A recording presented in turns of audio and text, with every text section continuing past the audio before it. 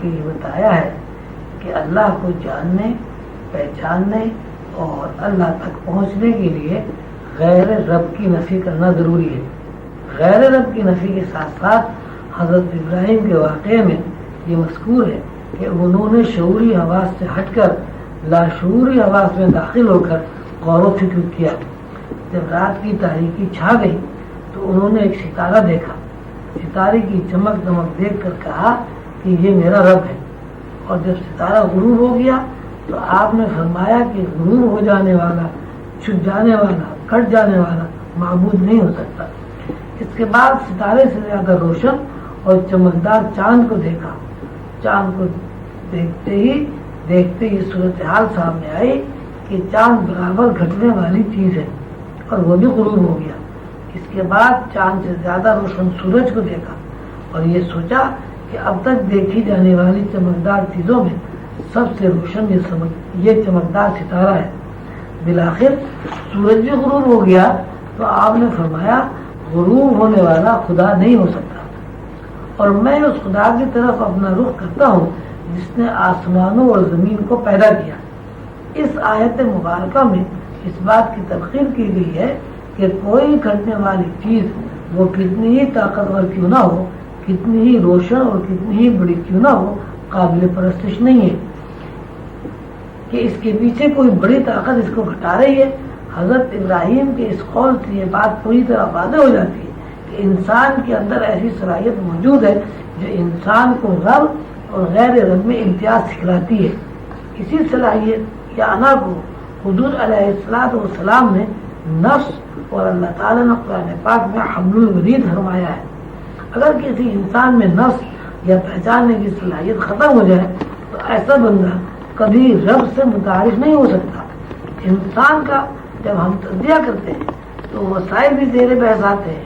ہمارے سامنے یہ بات بھی ہے کہ زندگی کسی لمحے بھی نہیں ٹھہرتی، ہر لمحہ، ہر آن اور ہر منٹ زندگی کی تجدید ہوتی رہتی ہے۔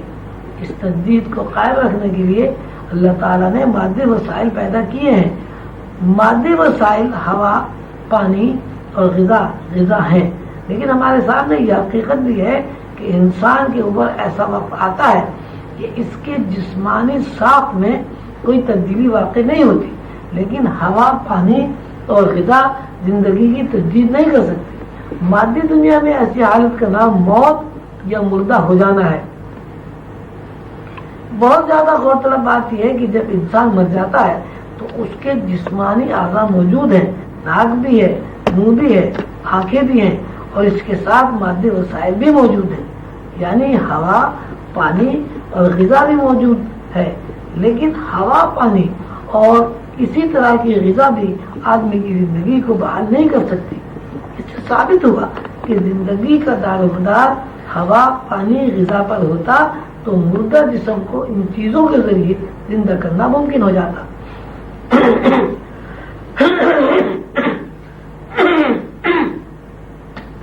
جب ہم اس حقیقت تک پہنچ گئے کہ مادی وسائل سے زندگی کی تجدید نہیں ہو رہی بلکہ ایسی طاقت موجود ہے جو مادی وسائل میں بھی تجدید کر رہی ہے، ظاہر ہے جب زندگی کا دار و مدار صرف ہوا، پانی اور غذا پر نہیں ہے تو کوئی نہ کوئی انحصار کی وجہ ضرور ہے، اور وہ ایک ایسی ہستی ہے جس نے انسان کی طرح دوسرے تمام وسائل کو بھی پیدا کیا ہے۔ اللہ تعالیٰ نے قرآن پاک میں ارشاد فرمایا ہے، پاک ہے وہ ذات جس نے سب چیزوں کو دو سمتوں میں پیدا کیا۔ پاک ہے وہ ذات جس نے سب چیزوں کو دو قسموں پر پیدا کیا۔ ان دو قسموں کو سمجھنے کے لیے ہمیں انسان کے اندر کام کرنے والے شعوری اور لاشعوری حواس کو سمجھنا پڑے گا۔ شعوری اسباب جب زیر بحث آتے ہیں تو ہمارا واسطہ ہر قدم پر غیر رب سے پڑتا ہے، اور ہم زندگی گزارنے کے لیے رب کے علاوہ دوسری بہت ساری چیزوں سے اپنا رشتہ قائم کر لیتے ہیں جو قانون و قدرت کے ختم خلاف ہے۔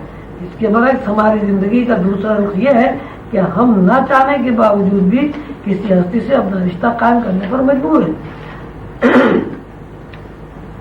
نہ چاہتے ہوئے بھی ہم ہمارا ہستی سے رشتہ قائم کرنے کو لاشعوری حواس کا نام دیتے ہیں۔ یہی لاشعوری حواس غیر رب کی نفی کرتے ہیں اور زندگی کو بحال رکھنے کے لیے ایک مسلمہ حقیقت ہے اور زندگی کے لیے جزو اعظم ہے۔ جب آدمی کی پوری زندگی کا تجزیہ کرتے ہیں تو ہمارے اوپر یہ حقیقت واضح ہو جاتی ہے کہ انسانی زندگی آدھی شعوری اور آدھی لاشعوری حواس کے زیر اثر گزرتی ہے۔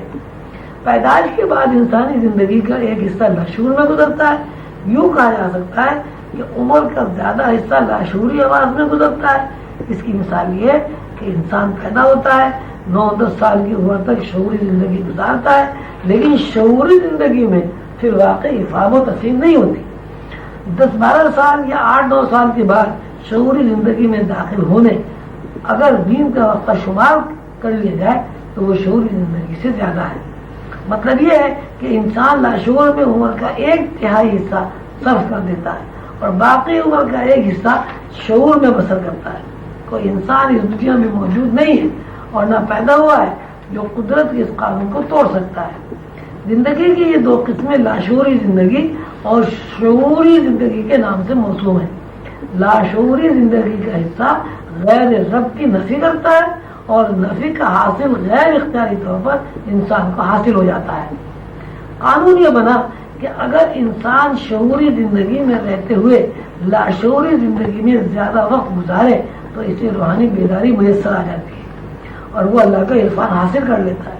قرآن پاک میں اللہ تعالیٰ نے سورہ مزمل شریف میں اسی بات کو بیان کیا ہے۔ فرماتے ہیں ایک کپڑے میں لپٹنے والے رات کو نماز میں کھڑے رہا کرو مگر تھوڑی سی دیر، یعنی نصف رات۔ اور اللہ تعالیٰ یہ فرماتے ہیں کہ قرآن خوب پڑھا کرو، بے شک رات کے اٹھنے میں دل اور زبان کا خوب میل ہوتا ہے۔ اس آیت مبارکہ میں اس بات کی دعوت دی گئی ہے کہ شعوری زندگی میں رہتے ہوئے لاشعوری زندگی میں داخل ہو کر اللہ کی طرف متوجہ رہو اور اپنے رب کا نام یاد کرتے رہو۔ بے شک وہ مشرق اور مغرب کا مالک ہے، اس کے سوا کوئی عبادت کے قابل نہیں۔ 2 باتیں بہت زیادہ سمجھنے کی ہیں، وہ یہ کہ ایک مقصد زندگی کا یہ ہے کہ ہم شعوری حواس میں عمل کرتے ہیں جس کو ہم بیداری کہتے ہیں۔ شعوری حواس یہ بیداری میں رہتے ہوئے ہمارے اوپر ٹائم اسپیس کا غلبہ رہتا ہے، یعنی ہم خود کو ہر قدم پر پابند اور مقید محسوس کرتے ہیں۔ زندگی کے دوسرے مرحلے اور دوسرے وقفے یعنی خواب یا نیند کی حالت میں ہمارے اوپر ٹائم اسپیس کی پابندی ٹوٹ جاتی ہے، اور جب ٹائم اسپیس کی پابندی ٹوٹ جائے تو ہم اس دنیا میں داخل ہو جاتے ہیں جس دنیا میں براہ راست وہ لوگ موجود ہیں جن لوگوں کا تعلق ٹائم اسپیس سے ہٹ کر اس ماورا ہستی سے قائم ہے جو ٹائم اسپیس کی پابند نہیں ہے۔ سورہ مزمل شریف میں رات کو نماز قائم کرنا یا تہجد میں اٹھنا اسی طرح دعوت ہے۔ یہ وہ وقفہ ہے جو تمہیں ٹائم اسپیس سے آزاد کر دیتا ہے، بیدار رہ کر گزارا جائے۔ سورہ مزمل شریف میں یہ قانون بیان فرمایا گیا ہے۔ اس طرح غیر شعوری طور پر غیر رب کی نفی کرنے سے جسمانی زندگی تعمیر ہوتی ہے، اسی طرح شعوری طور پر غیر رب کی نفی کرنے سے روحانی زندگی حاصل ہوتی ہے۔ اگر ایک آدمی روٹی نہ کھائے، ہوا بند کر دی جائے تو مر جائے گا۔ مطلب یہ ہے کہ ہم زندگی کو غیر رب سے وابستہ کرتے ہیں۔ جیسے جیسے غیر رب کی نفی قائم رہتی ہے جسمانی زندگی تعمیر ہوتی ہے، اسی طرح شعوری طور پر غیر رب کی نفی کرنے سے انسان کے اوپر سے ٹائم اسپیس کی گرفت ٹوٹ جاتی ہے اور وہ روحانی زندگی حاصل کر کے غیب کی دنیا میں داخل ہو جاتا ہے۔